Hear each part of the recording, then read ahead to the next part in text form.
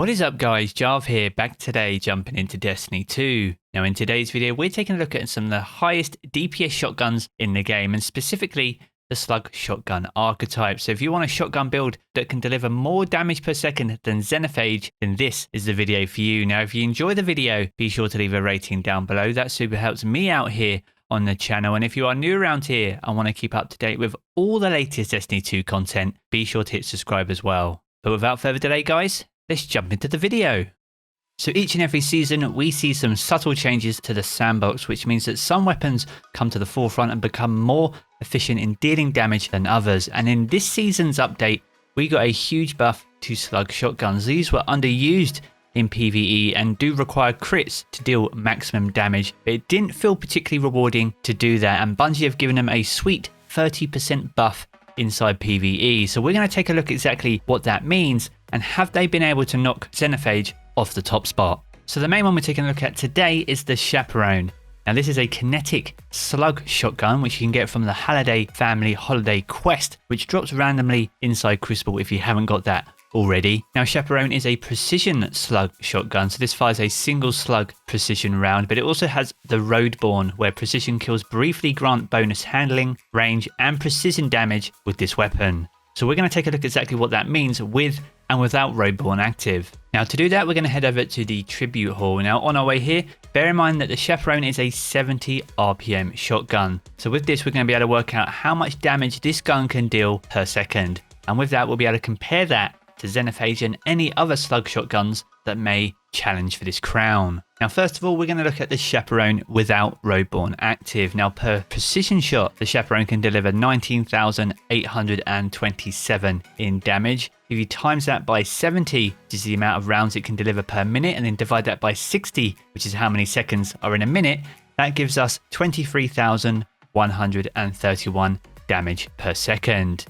Now if we compare that to when Roadborne is active, this can now deliver 24,308 per precision hit. Now with the same rate of fire, this means that the DPS with Roadborne active increases by 22.6% up to 28,359. Great, so we know how much damage Chaperone can deal with and without its main perk active, but how does that compare to Xenophage? Well, Xenophage is a machine gun with a rate of fire of 120 rounds per minute. It can deliver 13,516 per round. So if we times that by 120 and divide that by 60, that gives us 27,032 damage per second, which is actually 4.6% less than the Chaperone with Roadborne active. Now naturally these are two very different weapons and will require very different scenarios for you to take advantage of the damage that both of these weapons are able to deal. However, is the Chaperone the best and highest DPS shotgun in the game? And this brings us nicely onto the Blasphemer. This is another kinetic slug shotgun. It's a precision frame, so again this fires a single slug round, and this weapon's recoil pattern is more predictably vertical as well.